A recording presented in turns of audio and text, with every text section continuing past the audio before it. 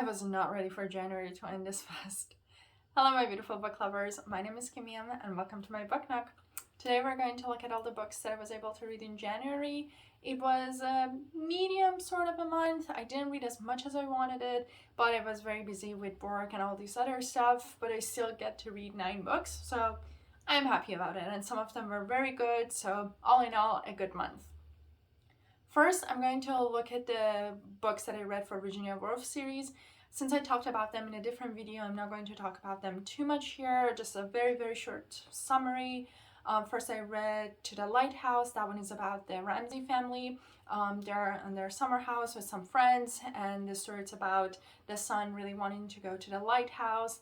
And then so the event of the books takes place in 2 days at the beginning, and then later on it's for 10 years after.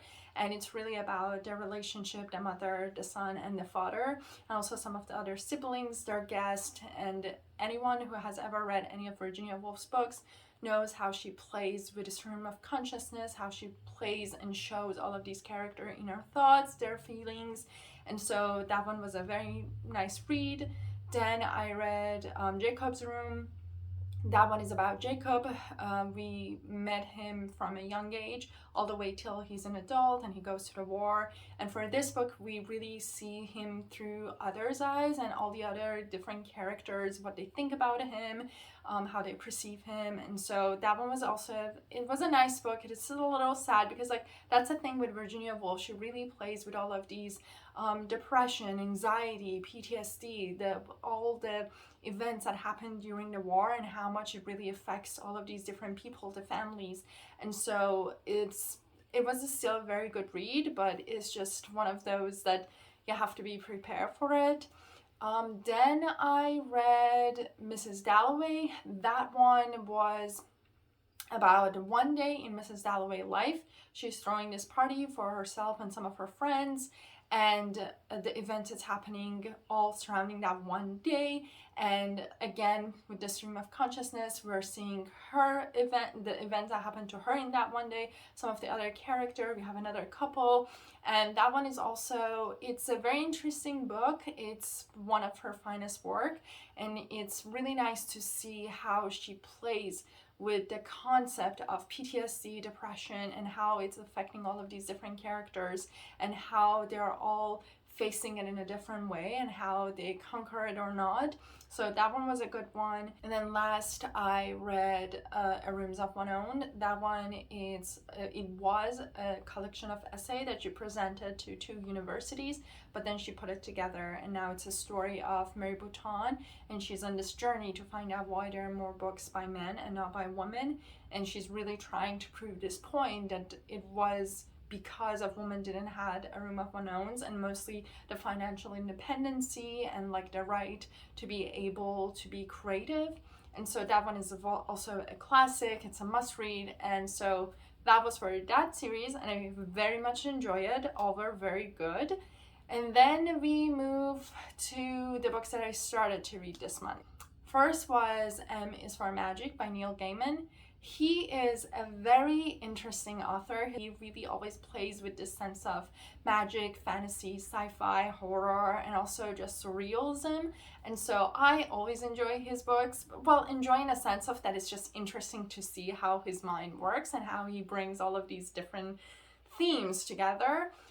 This one is a collection of short stories. I very much liked most of them. There were a few that I didn't not like them, but they were just okay for me, but some of them were very, very good. First, he started with an introduction, and it's just about like a very little short summary. And I really love the part that he says M is for magic, because, and I'm paraphrasing it here, but he says that M is for magic because all the letters are, because if you put them together correctly, you can create magic. And to me, that's just so beautiful, especially as an author and as a writer. He really knows what he's talking about, because like that is so true. The books, they're all magic because of all of these words. And so that was the introduction, and I really enjoyed that. For the rest of the short stories, since they're short, and if I want to really like talk too much about them, I'm gonna give away everything. So I'm gonna summarize them very, very in like 1 or 2 sentences. So first was The Case of 420 Blackbirds. That one is sort of a detective and also a nursery rhyme story that are combined together. I liked it. It was interesting, but you should continue reading because it keeps getting better. Then was the Troll's Bridge. That one is about a boy that meets this troll and they make a deal, and it's about how they're going to get away with it. And that one was more interesting than the first one, and it's really interesting to see how he plays with this whole concept of life and how it's a circle and comes back. Then was Don't Ask Jack, which it's about this horrifying evil Jack in the Box and how he's hunting every single child that he was a toy of. So yeah, that one was a little bizarre. Then was How to Sell the Ponty Bridge. This one was about a scam of how to sell this bridge and how a person was able to sell this bridge. And it's really about the greed and lust and how they play in our everyday life in a sense. Then was October in the Chair. This one was one of my favorite. This one is about all the different months sitting around and then all telling different stories, and it really comes about like a character, and it was very interesting to see like how he's representing all of them, and the characteristic that he gives to any of these like months really represent them, if that makes sense. Then was Chivalry, which was my all-time favorite, I feel. I mean, there's one or two more that my all-time favorite, but this one was about this old woman that owns the Holy Grail, and then this knight is coming and want to buy it from her, and it's really about these two characters interacting with one another to see what is going to happen to that item, and it was really good. I really enjoyed that one the most. Then was The Price, which was about this cat protecting his family, and that one was a very sad one, but also very dear, and I enjoyed it. It was very interesting, and I love how he plays, because like the cover of the book, it is that black cat, so I was like waiting while I was reading for that black cat to show up, so I enjoyed that one. Then we had How to Talk to Girls at Parties. This one was sort of a sci-fi in a sense, I guess. It's about these two boys and how to talk to girls at parties. And it was a little bit bizarre and, you know, in Neil Gaiman's way, but it was still a good book, and like a short story. Then we had Sunbird, which was about this group of people that are trying to eat as much as they can, different things, and they're going on a journey, and their story of like what is going to happen to them. This was also interesting. Again, like with him and his writing, it's like the topic, because like the story, when you read it first, just looking at it as a story, sometimes it's just bizarre and you're like, okay. But then when you look at what was the theme or what was the meaning or what was he trying to tell you, it makes it much more interesting, and I feel that's the case, especially for this one. Then was The Witch's Headstone. This one was about a boy that lives in this graveyard, and then he falls in love with a witch's ghost and what he's going to do for her. This one was also a very good one. I very much enjoyed it, and it was very interesting. And then lastly was Instructions, which was a short little poem. This was good. I enjoyed it as the ending of this book. But all in all, it was a very good book. I enjoyed all of the stories, especially because I listened to the audiobook and he was reading it himself. I always enjoy when I listen to an audiobook which is read by the author itself, because like they know all the feelings, they know what they were thinking when they were writing these books. So to me, it makes it very interesting to hear them play it out loud. And so I had a very nice time listening to this audiobook. Then I read The Nutcracker. That one is just a classic. Honestly, because it was at the beginning of the year, it was still like in that holiday season feelings, and I wanted something to just like, you know, cozy up with and feel good. And so I read that one, and that one, as I'm pretty sure a lot of people know already, it's about Maria and her little Nutcracker doll, and how one night he comes to life and they're going to defeat The Evil Mouse, and it's a very nice, sweet book that I really feel it's a good one to go back every year during the holiday season. Then I read Remember, the Science of Memory and the Art of Forgetting by Lisa Genova. This book was fascinating. I love to listen to books about memory and in general like forgetting and memorizing things and how we can remember things better and how our brain in general works. This was really talking about how we usually freak out every time that we start to forget things, a name of a person, a phone number, an address, where we parked the car. And so it was really explaining and going over all of these details that how not always these are signs of Alzheimer or dementia, and sometimes it's just our brain not wanting to remembering everything because it was not created to remember everything. And while we see some people that can remember a lot of like numbers, names, faces, and probably everything that they have ever heard, looked at, or read, but they are really that 1%, and it's even less than 1% really. And for the rest of us, the brain has never been wired to remember all of these. So we should not, every time that we start to forget things, freak out. And it's because like it's going to cause a stress, and a stress is actually pretty bad for your memory. So I very much enjoy this, especially because like she was going back and forth between like research, what you can do, what are the reasons that you're sometimes not forgetting things, how you can improve it, and sometimes how you should just accept it and be okay with it and not stress about it, and really talk about like the importance of sleep, your diet, like exercising, and all of these normal things that we usually have been told over and over and over again that we have to do to have a healthy brain, healthy body. And so I very much enjoy it. It was a very interesting one. I usually try to start the year with something that I can kind of incorporate it throughout the year. And so this one was a good start for that. Then I read The Last Thing That He Told Me by Laura Dave. This one was a good book. It was a solid 3. The story, it's about Owen. He goes missing. He's kind of running away because his company has been found for committing fraud.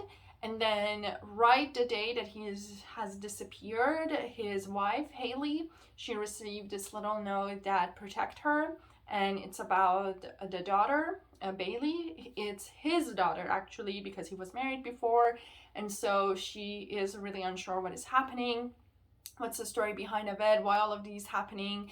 And so this story is really about her trying to figure out why he has run away, and also about like the FBI agents get involved. And so there's a lot of missing links. It seems that his past, it's not what he has been telling her, and it's really about her trying to find out what is the truth, if he can trust him, if not, and how he can protect Bailey. She can protect Bailey. The story was interesting. I liked it. It was the ending was okay. It was nothing that I would like try to read it again, but it was a good read for like one time. So I enjoyed it for that. And then my last book is All System Red by Martha Wells. This one, I very much enjoyed it. It's a sci-fi book. It was the first book in the series. I'm very excited to read the rest. The story, it's about this group of scientists that they're traveling around in a different planet, and then they have this sec unit that it's supposed to be there. Everybody, all of these scientists are required to have one at least on their group for the mission. And then this sec unit, which we're really seeing the story through his eyes, it's a robot that calls himself Murderbot. And he is trying to stay away from human as much as possible. The thing is that the government doesn't know, the organization technically that owns these robots doesn't know that he has cut his connections to the main control system, and he's really kind of free now. But he's still continuing to pretend that he's doing his job simply because he wants to reach a point that he can finally be alone on his own to really discover who he is, what he wants to do with his life. The story was very short, action-packed. I very much enjoyed it. The relationship that they had was nice. There was some part that was actually very funny. And it seems very interesting because the story, it's not completely given to you, especially since it's a series. So by the end of it, even though that part of the story was kind of wrapped up. There are still some loose ends that I really want to see what is going to happen and what is going to happen to this little robot of ours. Hi again. I was just editing, realized I skipped a book, and so here I am. The last book that I read was Killers of a Certain Age by januarywrapup. This book was so fun. It was about a group of women. They used to work for this secret organization that was created to really kill and get rid of any person that had stayed from the Nazi party, and then after on they start to kill any bad person that you can imagine of. And now these 4 women, they're in their 60s. The organization really want to get them to retire, so they're like, we're gonna send you on this cruise, it's all paid, go enjoy, celebrate, and then you're done. And they're like, sure, why not, let's do that. And they go on this cruise, and by an accident they figure out that one of the member of the society, the organization that they know, it's on the ship too, and they're not sure why he's there, especially because like nobody told them that there's going to be another member there. And then they realize that he's there to kill them, and they are very shocked. They don't know what is happening, and so they try to escape. And then the book, it's really about them trying to figure out why the organization wants to kill them and what's the story behind it. And really the people who are allowed to give the kill order are the 3 people at the top, so they have to make their way to the top, to those people. And since like these are very important people, they are like the leader of this big organization, it's not really easy to get to them. So it was really fun to see these like 60-year-old women trying to still be badass, but at the same time they have a bad back. And so it was just very fun. I was listening to that one, and I was actually driving a different city, so it was a long drive, and it was just so fun to listen to the story of these 4 women, and it was a great book. So I'm gonna go. So those were the books that I read this month. Again, it was a good month. I enjoyed most of them. They were fun. They were from different genre, which I love. And I found some that I probably will go back to read them again. Some of them were good for just one time. But all in all, a great month. Cannot wait for February. This month I have a lot of plans for books that I want to read. But honestly, we have to see how many I will get to. And till the next video, happy reading!